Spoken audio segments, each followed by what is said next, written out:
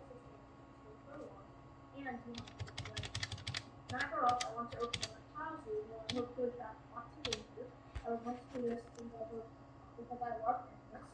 Also, because I could build safe reptiles and bring trials into the world.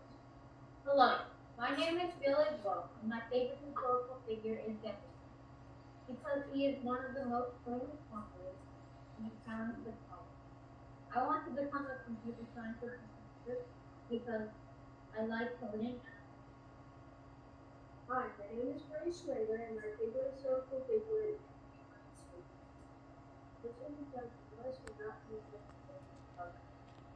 I grew up, I went to play hockey, so I could go to the training. Hi, my name is Axel Thompson. My favorite historical figure is Jeff Youngs. Because he put his back to emotional and he does. When I grew up, I want to do some video mom. Thanks. Just one more time. We have Alex, Bryce, Billy, and Danny. Got it. Let's say, panelists, you'll have 4 minutes to read your prepared testimony. Teacher, are you ready to keep time? Yes, I am. Okay. Panelists, tell us what you found.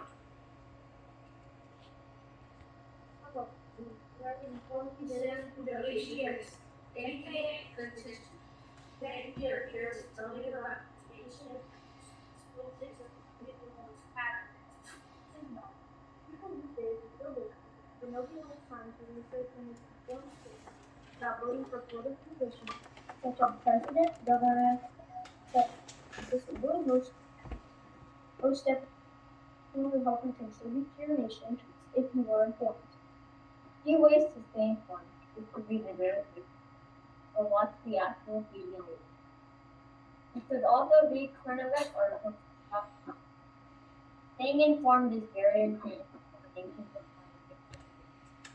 Online websites, flags, and databases, they only teach us, but they're still very important. Being informed is further than to inform decisions for other countries is one of the best things we can do. And by doing this, you actually feel like your decisions are less likely to be true. But I fit 27 times that to make the laws of Mexico and Virginia. Even if we learn it in India, this one sounds so fun. So they're still very important to stay involved. In our lives, the main responsibility of citizens is to respect others and their ideas/beliefs. Another thing you have to respect is the right to bear arms. This is very important, especially because you can do one gun and that's not even a thing. Many other weapons, such as pocket knives or other sorts of blades, you must be responsible as to them. Let's get back to the Boston West. If nobody had the specific rights and not just shot a gun, many, maybe even dozens of watchdogs would have been killed on the spot, even if they weren't innocent. A better example of protesting is when all the immigrants in the United States took off of work for a day. This example of protesting is very peaceful. It greatly attacked the country, but not in a negative way. It helped the people of America understand how much the nation is. Along with the people is your own rights. Privacy means no one person to be or say that oneself is better than one. The most obvious way to participate in democracy is to be democracy. That is, we need the people of government's position. You can always peacefully state in your community. The last thing that we need to talk about is individual rights and community. As a group, we all agree that they are both individually important. For example, if you think about when slavery was legal in the United States, some people would have still thought that the common good was to keep slavery open, even though it was obviously wrong. The individual rights, on the other hand, prove that is wrong, which in this situation is the right thing to do. And this happens with the common good very often. Now, common good is a different story. One good example is the 2020 mandates. When masks were required of the public to help the entire United States, leading to this being a very good example of how the public. Masks are still tied in 2022 and are still helping protect against the COVID-19 virus. These are all examples and citizens that having it out.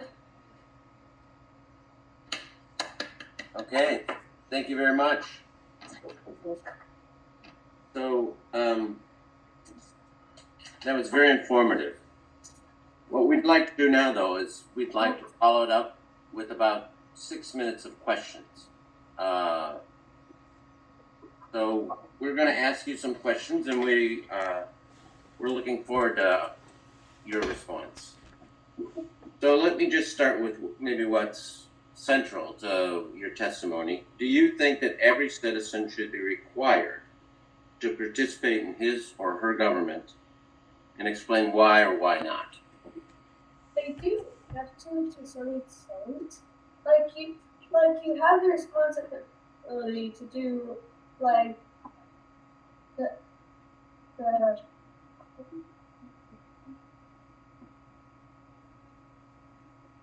Bryce.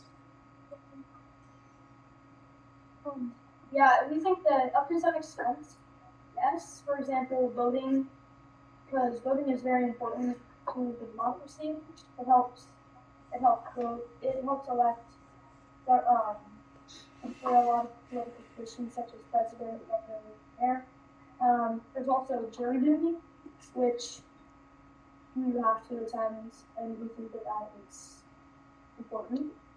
But you can't. Nobody can force you to attend to something like the president if you don't want to.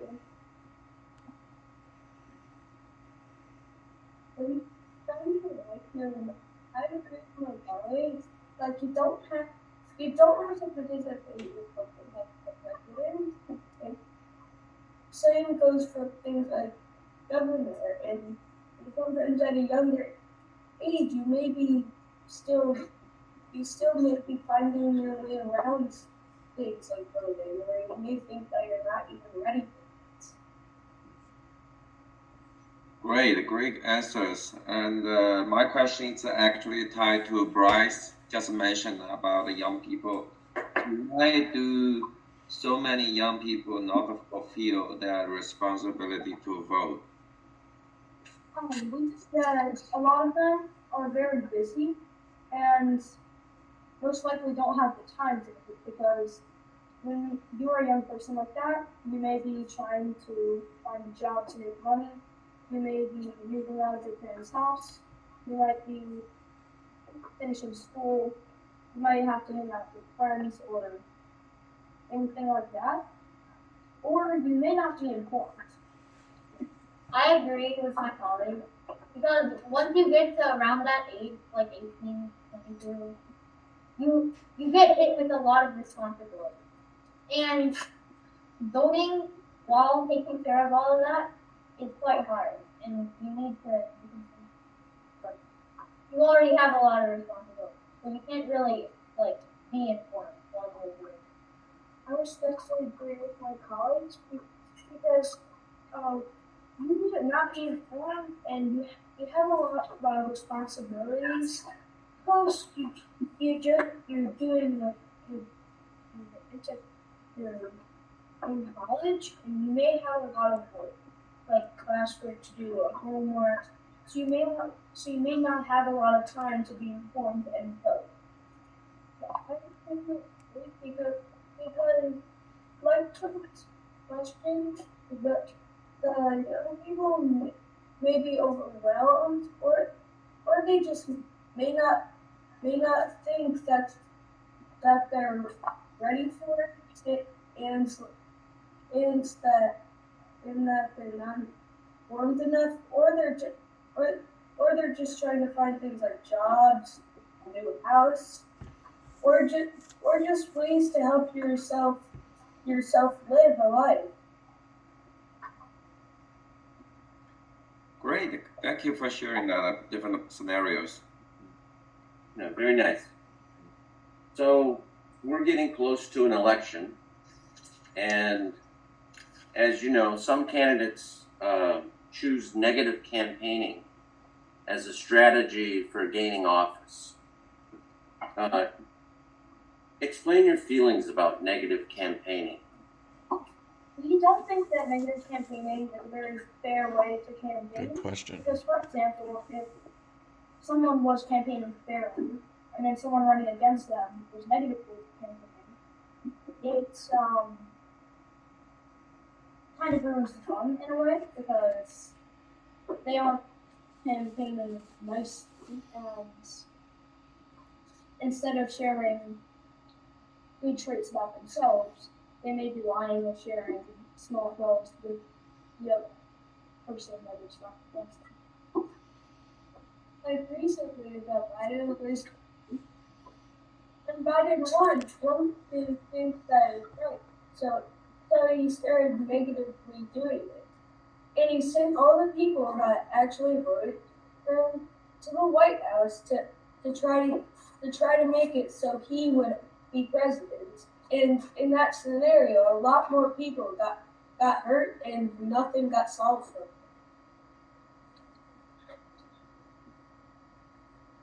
them. Okay, thanks for your perspectives on that. Great. So I have a follow-up question about describe a recent conflict and explain what do you think was most important, the common good or individual rights? I think that in the 2020 mass mandate that we stated it in our speech was an example of common good for the people to actually wear masks. Instead of people having to not wear masks, and a lot more people getting hurt or even dying with masks, there's less of a chance of people getting hurt and dying, which was the common good and helped the country more.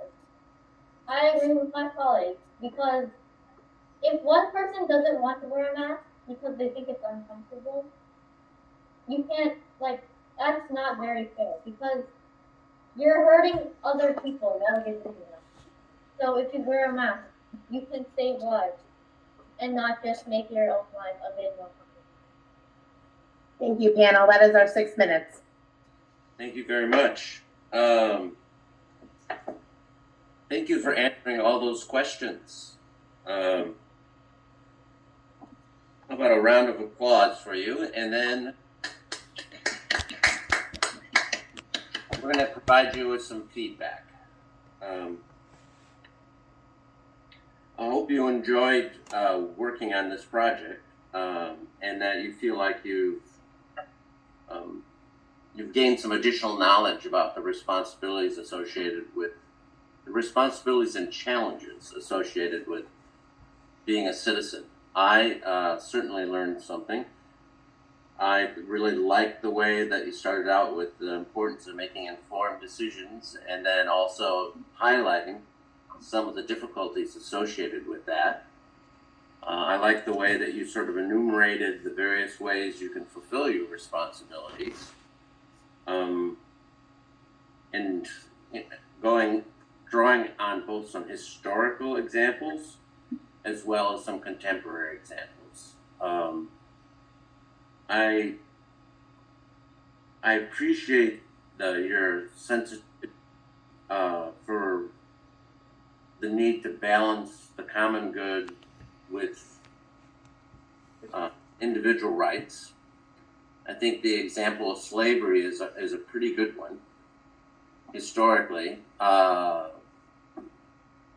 I also think your example about mask mandates rang true to me.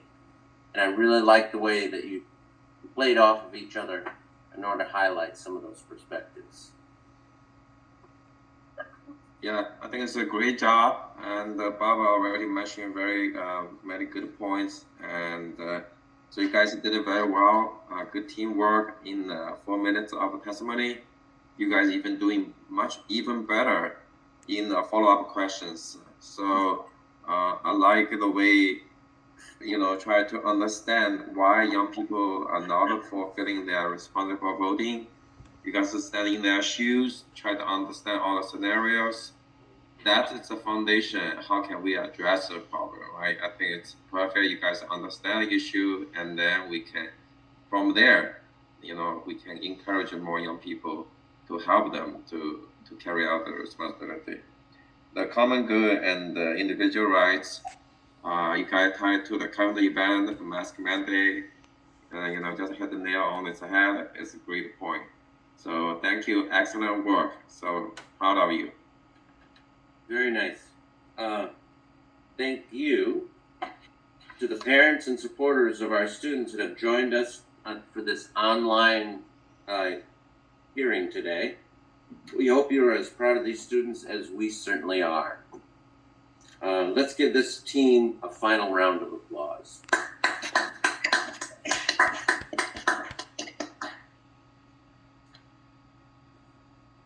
Thank you, our judges. Your kind feedback was greatly appreciated. Parents and community members, thank you so much for watching and supporting our students today. We love our community and are grateful for your support. Please be sure to congratulate your child when you see them next. They have truly accomplished something great today. Judges, let's take a break to use the restroom and get some water while our students get ready for roundtable. Please turn your cameras back on at 12:15.